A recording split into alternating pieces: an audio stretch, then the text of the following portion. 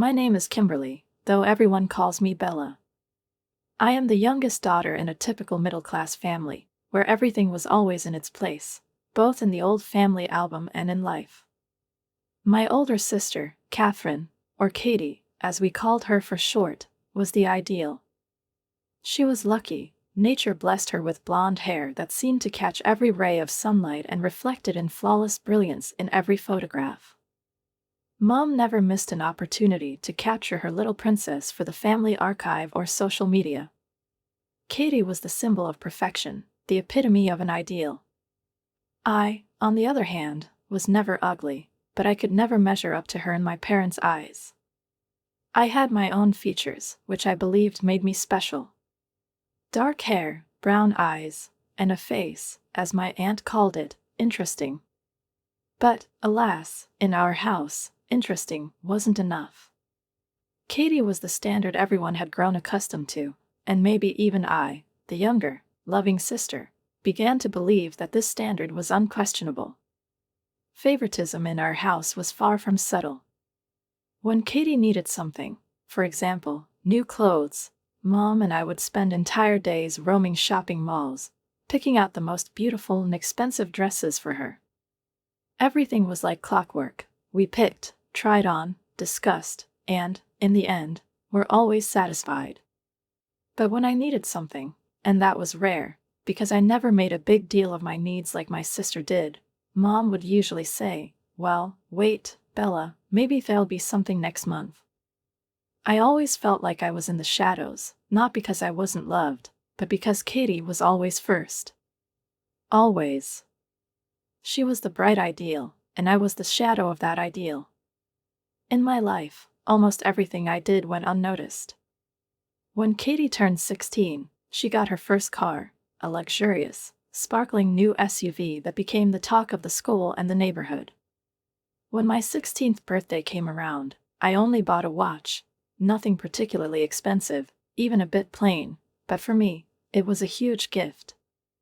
Mom gave it to me, but in their eyes, it felt natural. The younger daughter, her dreams were not as bright, not as important. What happened with Katie always mattered. She was the center of every family celebration, in every photo, like a star that shines even on the cloudiest days. But that light, it seemed, never touched me. I was kind of there, but always in the shadows. Sometimes, it felt like I didn't exist to them the way Katie did. Everything was like a schedule, Katie in the spotlight, and I, waiting for my turn. And as paradoxical as it may sound, this didn't bother me much. Of course, I could have been disappointed and hurt, but life went on. I didn't strive for Katie's brightness, didn't try to overshadow her, because I had long accepted my role in the family, the role of the one who doesn't disturb the harmony. After all, I was always there, and that was enough for me. I felt special not in what I was given or not given, but in the fact that I had my own world, a world where I didn't have to fit into someone else's expectations. When Katie went to university, I was left home alone. Mom and Dad were busy with their own lives. Their attention was just as distant when it came to me. It wasn't a tragedy. It was a quiet peace. I had learned to be content with what I had. I had my little corner, my books, my silence. I didn't need the attention Katie got. And I was comfortable with that. But one day, an entirely unexpected element invaded this world of quiet and solitude, one I couldn't have predicted and wasn't prepared for. Catherine came back home. My apartment was perhaps simple, but it was mine. It was the place where I could be myself, without the extra expectations and comparisons that had always followed me in the family. Every night, when I came home exhausted from work, I felt a special sense of pride. Pride that everything I had was the result of my own efforts. I didn't live in luxury like my sister, didn't travel to foreign resorts or spend money on parties. But I didn't need that. I did everything myself, and that gave me a sense of independence and strength. My world was at the Grand Plaza Hotel, where I worked as a housekeeper, immersing myself fully in the routine. Some colleagues often complained about the endless lines of guests with demands, their whims, and irritations, but I saw my job differently. To me, it wasn't just about performing tasks. It was a chance to study the hospitality business from the inside. I saw each day as a new step in building my own life. While everyone else complained about tiring assignments, I saw them as an opportunity to learn and improve.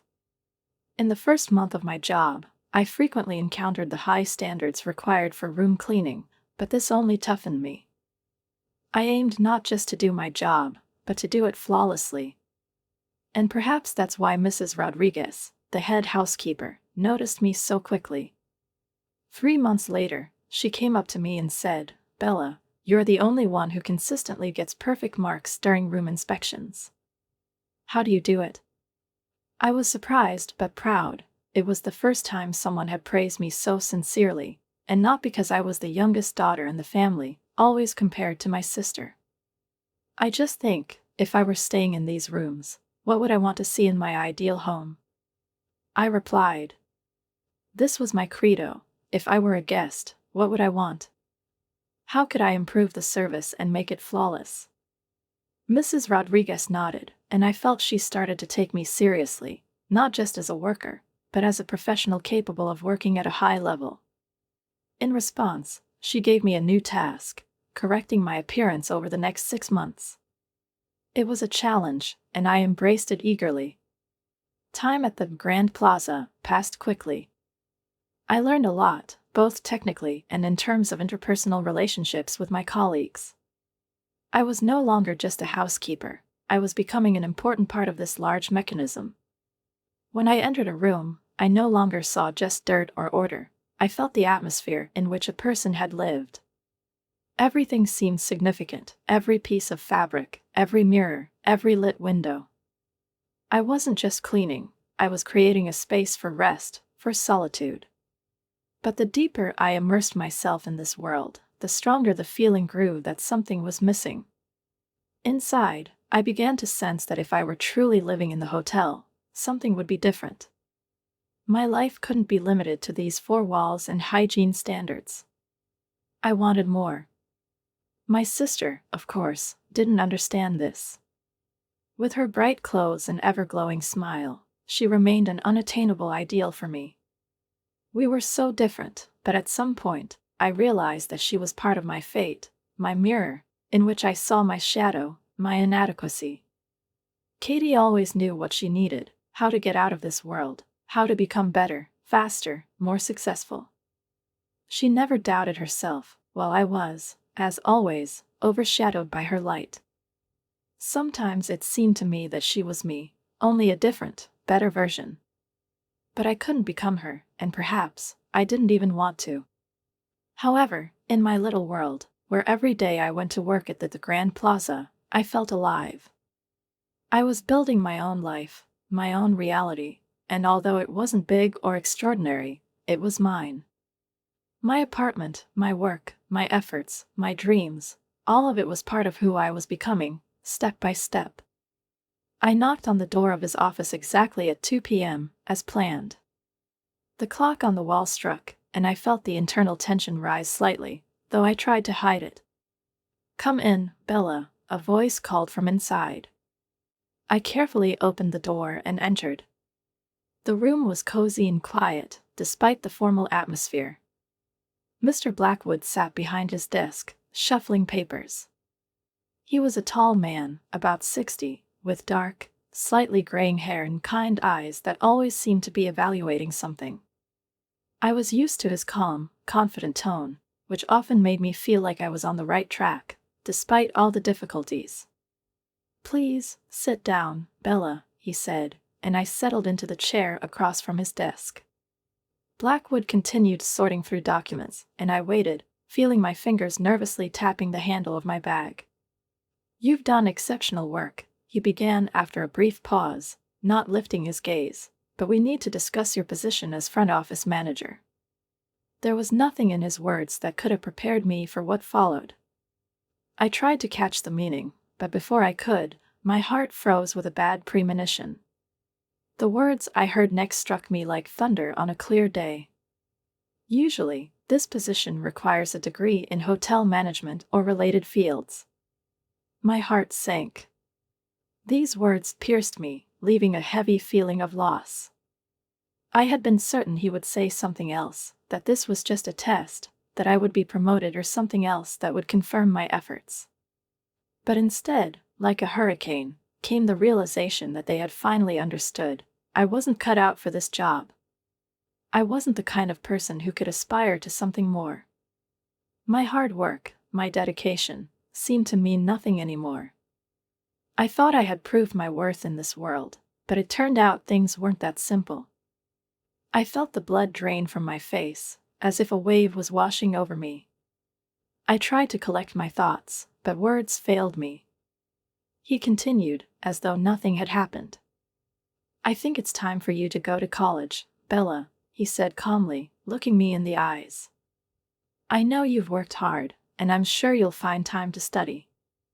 We'd like you to continue working with us, but also complete your education. We'll support you in this." I blinked in confusion, not understanding what was happening.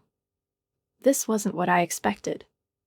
Not how I had imagined my career, not how I had envisioned my future. My thoughts were tangled, and I couldn't find the right words. I looked at his face, at his calmness and patience, but inside, I was a storm. It felt like the ground was slipping away from under me, and I couldn't say anything except, "Thank you, but..." I didn't know what to say. This wasn't the reaction I had expected.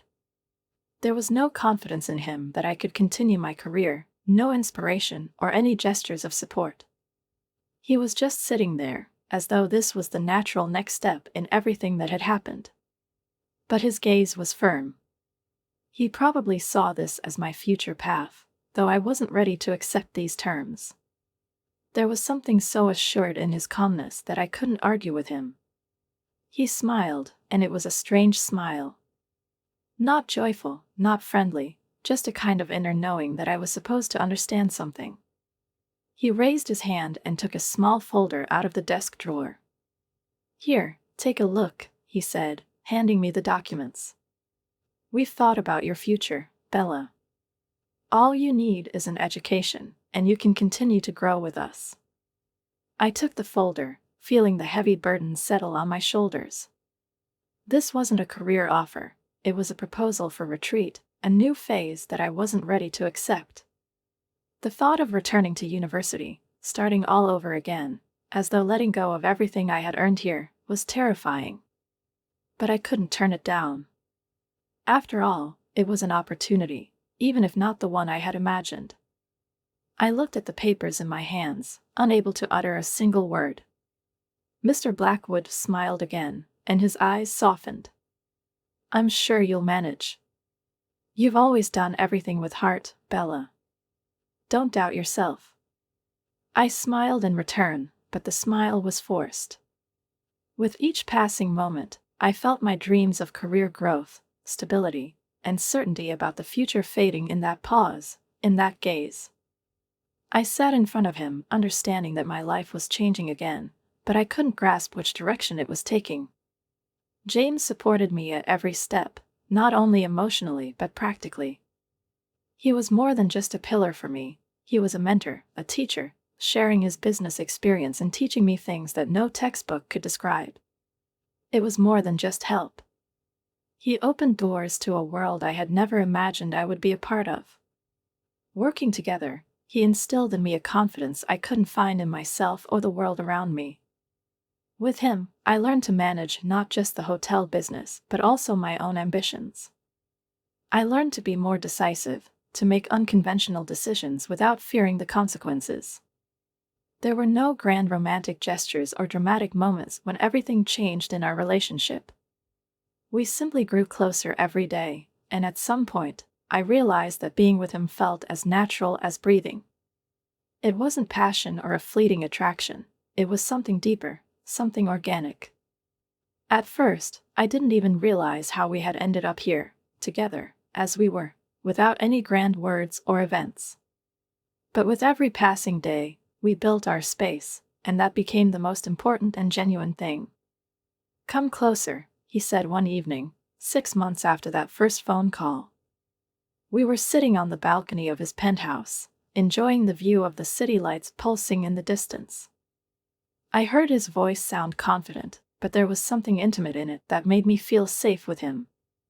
Of course, my feelings also deepened, and every day with him became important and meaningful to me. A month later, we got married. It was a small, but elegant ceremony that felt more like the meeting of two people ready to walk a long road together than a grand celebration with flower-covered arches and sparkling lights. I moved from my tiny studio into his favorite apartment in the penthouse. My life had changed. It was a new phase, and I felt it every day. But despite all these changes, despite the luxury and grandeur of his life, I remained myself, only now. I didn't have to fight for my independence because I was already with him, and that wasn't just convenient, it felt right. "Girl, you hit the jackpot," my friend Sarah exclaimed one afternoon over coffee, looking at me with unabashed admiration. She was successful, beautiful, and genuinely pleasant, always speaking her mind. Men like that don't exist. They're not supposed to do this. I laughed, but I couldn't deny that she wasn't wrong. James was everything I could have dreamed of: smart, successful, caring, and not just generous. He knew how to make sure that life with him was never boring, that every day brought something new and interesting. But there was something else I couldn't put into words. It was the sense of calm and security he gave me just by being there. Being with him was easier than I could have imagined. It wasn't just convenience or necessity, it was true partnership, where we both supported each other and grew together. Sarah looked at me and added, studying my face again as if trying to understand what I was feeling. "I don't think you realize how lucky you are, Bella. He's not just a good man, he's your chance at a life you never even dreamed of. Believe me, men like him don't come around often." I looked at my friend, slightly embarrassed, and nodded. She was right. James wasn't just luck, he was the one who inspired me to become the best version of myself, who made me believe that I deserved happiness. But was I truly ready to accept everything he offered and everything he expected in return? These questions began to swirl in my mind, but I tried to push them away. I was with him, and that was enough. I looked at my sister, really looked at her, as I hadn't in many years. Her perfect blonde hair was still there, shining as always, but there was something completely new in her eyes now. It was despair, a subtle, barely noticeable shadow that I had never seen before. It wasn't related to her appearance or her usual confidence. It was something else, something internal, deeply hidden. Maybe because I had never learned to take responsibility for someone else's personal life, I didn't know how to respond. I answered carefully, trying not to hurt her feelings. "Katie, relationships aren't just about finding someone rich. It's much more than just money."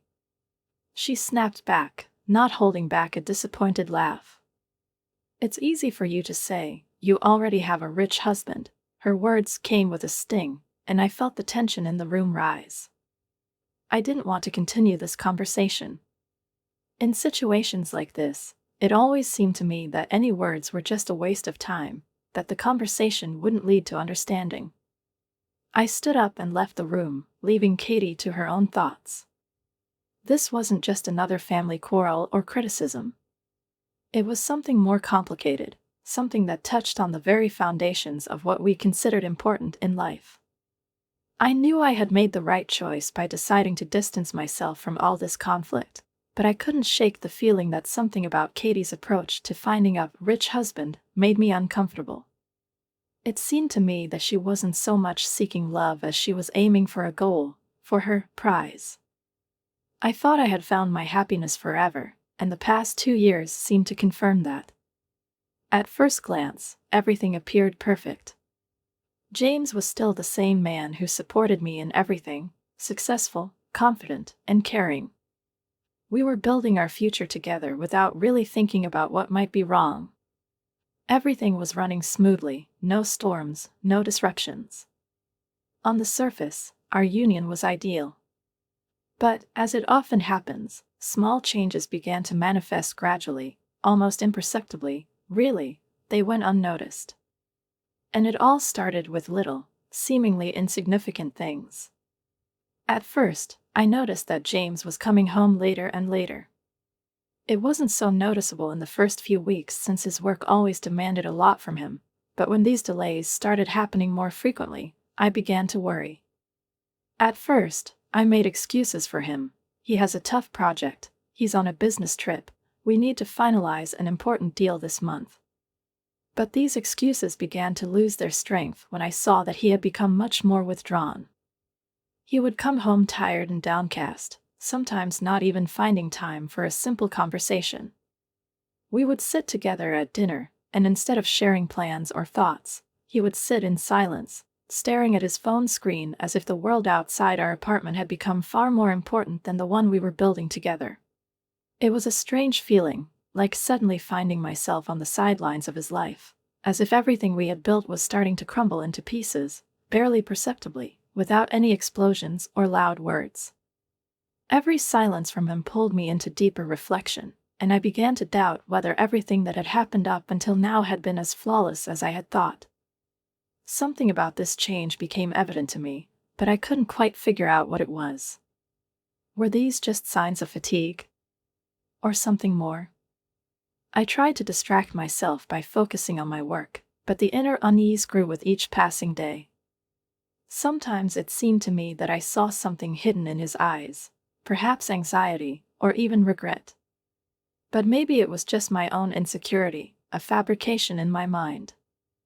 At times, I started looking for confirmation of my suspicions, hunting for details that I hadn't noticed before. For some reason, everything seemed important, small changes in his behavior, fleeting glances, and words that once hadn't mattered, but now sounded different. But despite all of this, I tried to believe in us. I believed that time and patience would solve everything, and that in the end, James would come back to me, the way he had been before. I was sure that I would get through this, as I had with all the other difficulties in life. I called my parents, Mom and Dad. "I need to spend some time with you," I said, trying to keep my voice steady.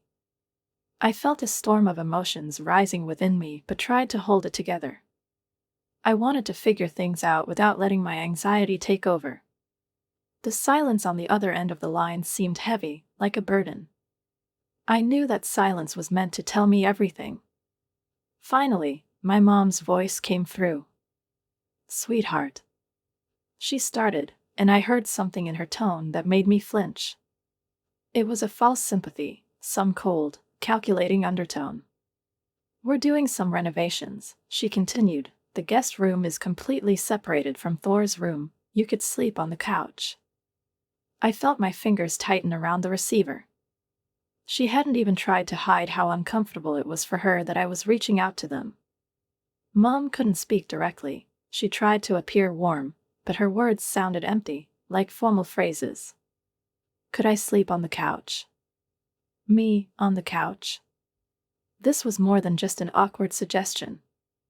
It was a statement that I was unwanted, that I wasn't a welcome guest in their home. What hurt even more was her tone. There was no sympathy, no desire to help, only a hidden dissatisfaction, almost a sense of joy that I was stepping out of the role they had assigned me.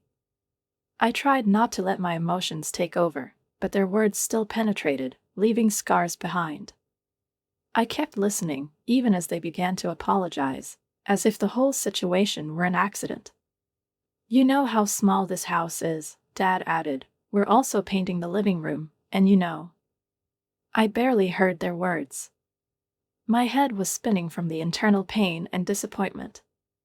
Every answer was an excuse, each word more transparent than the last. They didn't want to accept me. I was no longer the daughter they were proud of. I was just a burden, a random element of their life they had to tolerate.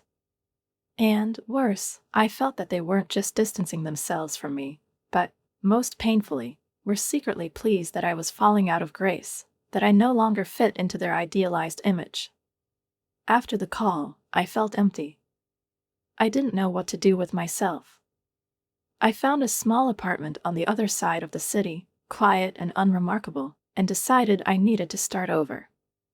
I needed to leave, even though I was just a few steps away from completely severing ties with this world. I tried to throw myself into work, into learning new duties, into solving the tasks that kept coming my way. But suddenly, everything went wrong. It seemed I had missed some details, or perhaps the world just decided that I wasn't meant to be happy.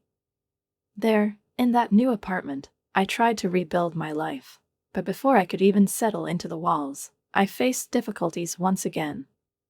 Every report I submitted came back with corrections. Every effort, every new endeavor, returned to me with criticism. I could feel it building again, as if every insignificant detail in my life needed to be redone in order to be acceptable, to meet someone else's expectations.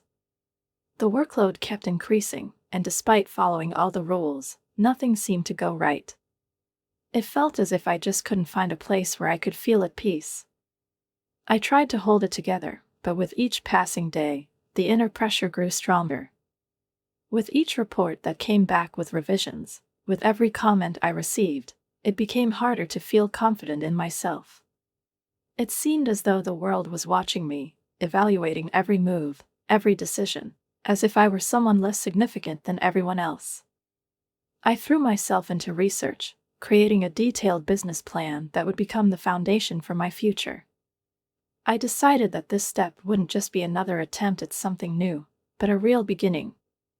Every action, every word I spoke, was aimed at building something of my own, something real.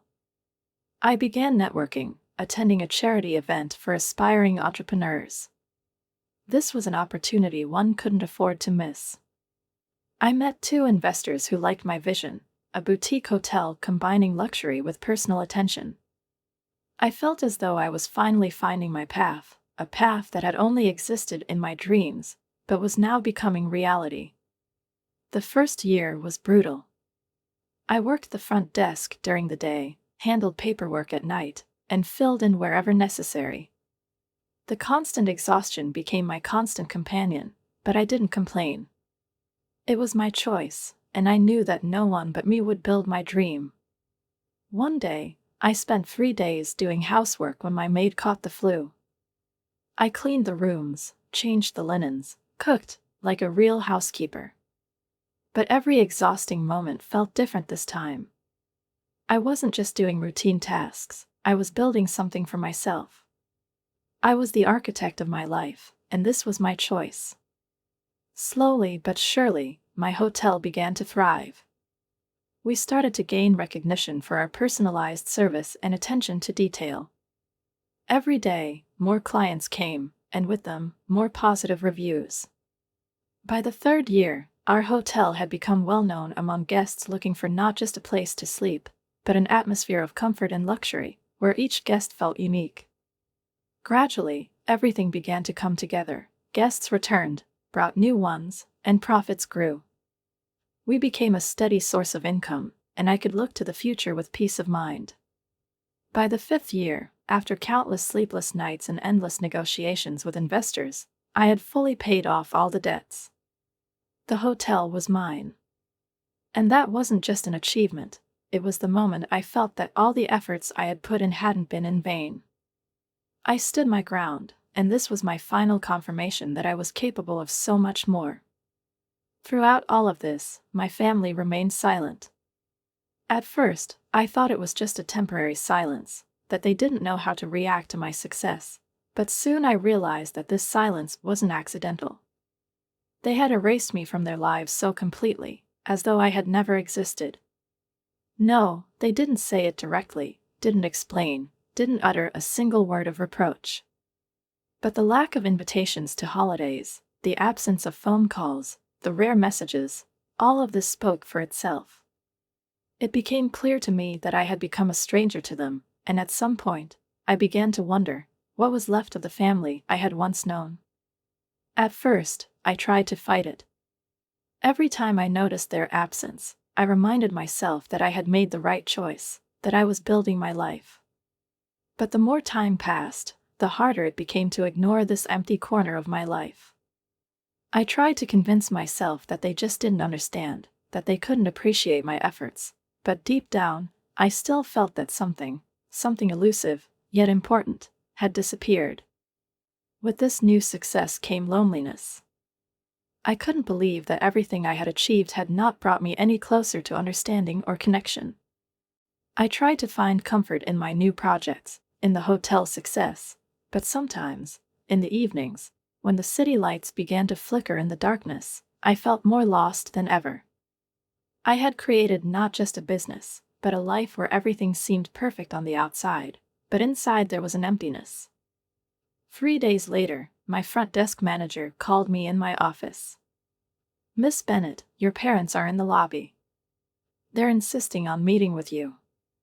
They say they won't leave until you come down." I took a deep breath, feeling a tightening in my chest. They. My parents. I hadn't thought about them for so long, and their sudden appearance was something I hadn't expected. Maybe I even feared it. These people, my parents, had stayed outside my life all these years, and now they decided to intrude once again. Why? What had changed? I adjusted my jacket, trying to keep my composure, and headed for the lobby. There, standing were Mom and Dad, looking older, but just as they always had. Time hadn't changed their appearance, but it had changed me, and I knew they knew it too. Mom, as usual, rushed forward to hug me, but I avoided her embrace, instinctively feeling the coldness that had remained between us all these years. "Why are you here?" I asked coldly, trying not to reveal my anxiety. Mom froze for a moment, but then her face softened into the same artificial friendliness she always used when she felt uncomfortable. "Don't parents want to reconnect with their daughter?"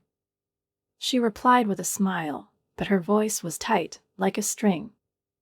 Dad stood beside her, trying to act like he was hurt, but I didn't care how he felt. He was a master of masks, and I had long stopped believing in their sincerity. His face was stone, but there was a shadow in his eyes, one that I couldn't immediately interpret. "We saw how successful you've become," he said, trying to keep the indifference in his voice. "We're proud of you." I laughed bitterly. "Proud?" I asked. "Were you proud when I needed a place to stay after my divorce? Were you proud when I needed support, and you didn't even bother to call me for 7 years?" My words escaped, and maybe I shouldn't have said them, but in that moment, I couldn't hold back. All that silence, all those years when they ignored me, suddenly felt unbearable, as if I hadn't been their daughter at all. Mom waved her hand dismissively, as if my words were nothing more than a trivial annoyance. "It's water under the bridge," she said, and her voice lowered to a muted tone, as though she didn't want me to hear what she was really thinking. "Family should stick together in tough times." Tough times, those words, spoken by her as though she were right, made me feel like a stranger in my own home. Family. What was it really? All those years when I was struggling, when I was losing myself, they never came, never called, never showed any interest. Now, when I had finally gotten things together, when I had built my life and learned to be strong, they suddenly decided to appear? It wasn't sincere, it was nothing more than an attempt to ease their conscience, trying to reclaim what they had missed when I truly needed them. I looked at their faces, at their attempts to soften what had been said, but in their eyes, I saw nothing but regret over the chance they had missed to be there when I asked for them. Now that I was standing on my own feet, now that everything was in order and stable, they came with so-called apologies that meant nothing. "I don't know what you want from me," I said, trying to keep my words from being too harsh. "I don't need your approval. And I don't need your sympathy." Mom and Dad exchanged glances.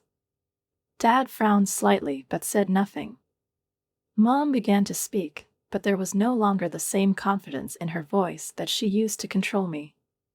I felt that this meeting, with no forgiveness and no healing, was just another chapter in their attempts to bring me back into their lives after I had long let them go.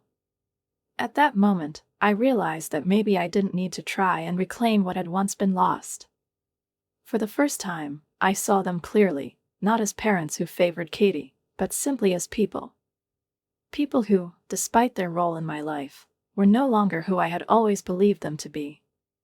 They had become a symbol of something much bigger, relentless ambition, the drive to achieve and destroy.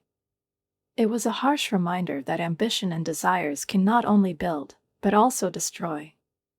I felt a surge of rage that I could no longer hold back. "Get out," I said quietly, but everything around me seemed to freeze. I clenched my fists, feeling the heat rise within me. It wasn't a simple decision. It was a moment when I stopped being a daughter and became a person ready to put those who had once been my family in their place. Mom started to say something, but I didn't listen. I knew what had to be done. "Security," I shouted. Two of my guards appeared instantly, like shadows moving along familiar routes. I looked at them, and my words seemed to hang in the air like a verdict. "No one is allowed in the building," I told them. My voice trembled with fury. "Never, under any circumstances, allow them back into this hotel." The guards didn't waste a second. Like me, they were resolute. "Escort them out," I added, feeling the adrenaline pounding in my temples. I didn't feel bitterness, but anger and disappointment bubbled in my chest. These people, these so-called parents, could no longer be a part of my life. Dad began to protest, his voice high and unpleasant. "You ungrateful little," he began, but his words were cut off. The guards had already moved them to the door, not giving them the chance to say anything. They knew my resolve was unwavering. I stood there, fists clenched, and although the feeling of relief began to seep through the anger, it wasn't complete. Too many years had passed, and now, when I finally felt strong, I realized they had never truly understood me. "You'll regret this," Mom yelled as they were escorted out, but I no longer heard her words. I knew those threats meant nothing. I turned away, ignoring their shouts, and heard the final thud of the door closing behind them as they disappeared from my life. My guards stood by the door, confident in what they had done. I sat down in a chair, feeling the tension ease, my heart still beating wildly. "Family is all you have," Mom shouted, but I paid no attention to her words, which seemed to echo in my mind. "Family should love you, support you, protect you," I told myself, softly but firmly. I felt that this was the truth. And this truth became my guiding principle. "You're not family," I continued, no longer speaking to them, but to my inner voice, ready to sever all those ties. "Family, you're just people I was accidentally connected to. We are strangers."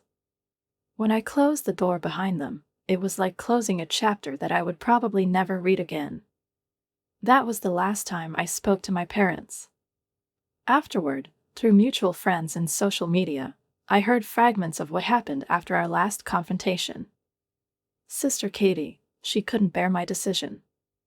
When her relationship with James fell apart, she was furious. Every word she said, every public accusation, was directed at me. She posted tirades about him daily on social media, calling him every possible name and title, dumping all her pain and disappointment onto his shoulders.